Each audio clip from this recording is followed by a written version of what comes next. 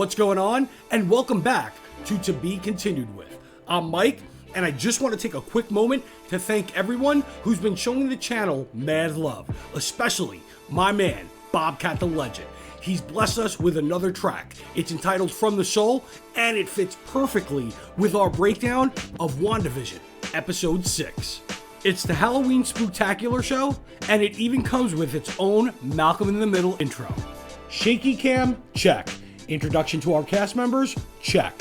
What I really like though, is if you really pay attention to each theme song in Wanda's sitcom world, it lets you know what she's trying to achieve. We start off with Billy and Tommy letting us know it's Halloween.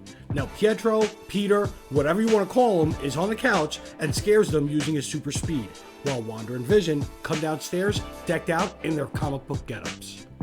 Vision does mention that there was nothing else for him to wear upstairs in the closet, like he had no choice but to wear this. He also throws a monkey wrench to Wanda's plan to celebrate Halloween with the boys because he's on neighborhood watch duty tonight. No worries, Pietro steps up, Uncle Pete to the rescue.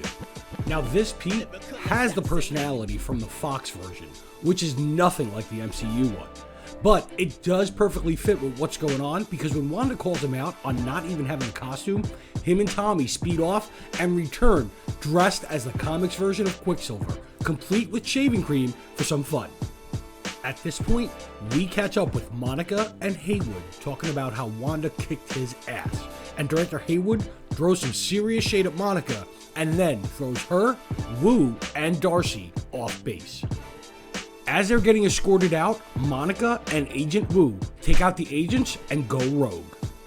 We cut back to our sitcom setup, and I love how Pete yells out, "Unleash hell, demon spawns," which is kind of a wink and nod towards Mephisto again, but I also like the mention of Kick-Ass. In case you don't know, both actors that played Quicksilver for MCU and for Fox played best friends in another Marvel property called Kick-Ass.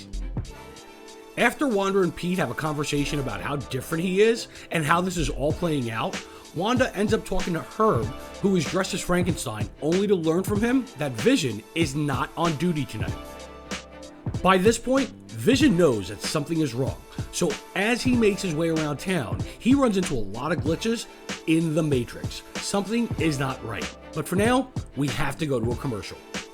The commercial for this setup is called Yo Magic Yogurt, the snack for survivors. It's a little dark, it's a bit freaky, but it's also done in that claymation style like those old California raisins. We get back to Peter and Wanda, who are still talking. Pete breaks down his role in all of this. I mean, he literally states that he's playing the cool uncle who shows up unexpectedly and throws things for a loop. Wanda straight up asks him about his accent. He turns around and points out hers. He says that he remembers getting shot, and then he heard her calling out for him. They end up getting interrupted by the twins, and the boys take off using super speed. It's because Tommy's powers have already kicked in.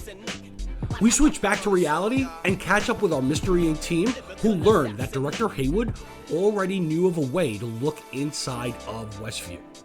When Darcy accesses Sword, they also learn that Director Haywood is tracking Vision and already has tabs on everyone inside of the Hex anomaly. Vision, still investigating, gets closer towards the end of town, where now everyone is completely frozen. He changes appearances and flies up above town. He ends up spotting a car at a stop sign and realizes that it's Agnes. She's zoned out, and Vision ends up mind melding with her and snaps her out of it. She asks if Vision is here to help them and asks if she's dead.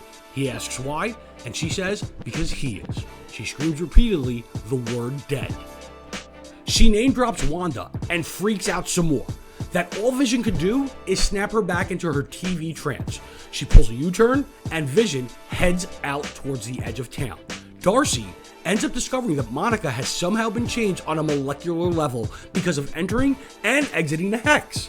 Monica dismisses it and says she's only focused on helping Wanda. They all agree.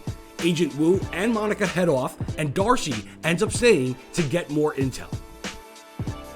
Now, one of the things I want you to keep in mind is that we have Vision doing his thing, Mystery Inc. gearing up to do theirs, and Wanda, Pete, and the twins doing their thing in the sitcom. The only difference here is that Wanda and Pete's story is still being displayed as an early 2000s sitcom. Now, things tend to get a little batshit crazy when one of Wanda and Pete's interactions goes south, because as they get really deep, Wanda turns to Peter and sees him, but she sees him fully zombified and riddled with bullets in his chest. Wanda has no idea how this is happening and literally snaps out of it. With Darcy trying to hack into the sword files, she discovers something and notices that Vision is about to break through the hex field. She goes out to see what's happening, and Director Haywood puts a stop to that. Vision, now making his way through the field of the hex into reality, starts falling apart and dying as he pleads to Sword that the people inside need help.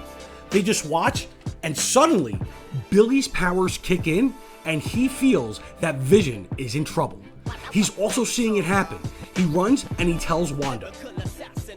Now all hell breaks loose as she freezes time and expands her powers to make the hex field just a little bit bigger.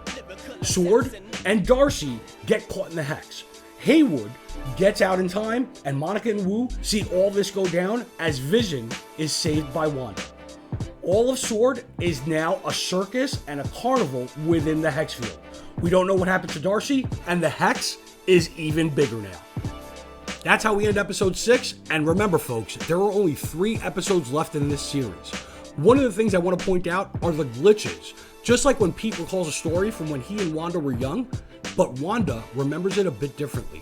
Also, the part where Peter tells Wanda during one of their little heart-to-hearts that that's what she wanted, but that the details are a bit fuzzy. Now, this might not mean anything, but in the scene with Vision and Agnes, I noticed that Agnes's car has Connecticut plates and not New Jersey. She mentions being lost and that she took a wrong turn. It's a stretch, but Connecticut is right next to Massachusetts, and Agatha Harkness is from Salem. I'm just saying. Now, I hope everyone has had fun watching our breakdowns. If so, please give a thumbs up, hit that bell for notifications, and subscribe. Also, one big thank you to BobCatt the Legend, and also to the rest of the channel family, WallBallWORLDWIDE, and Figure It Out. Also, I want to send a special shout out to my boy Dave for setting up the To Be Continued With logo, and of course, a shout out to my friend Frankie for animating it. My name is Mike. This isn't the end. This is simply To Be Continued With.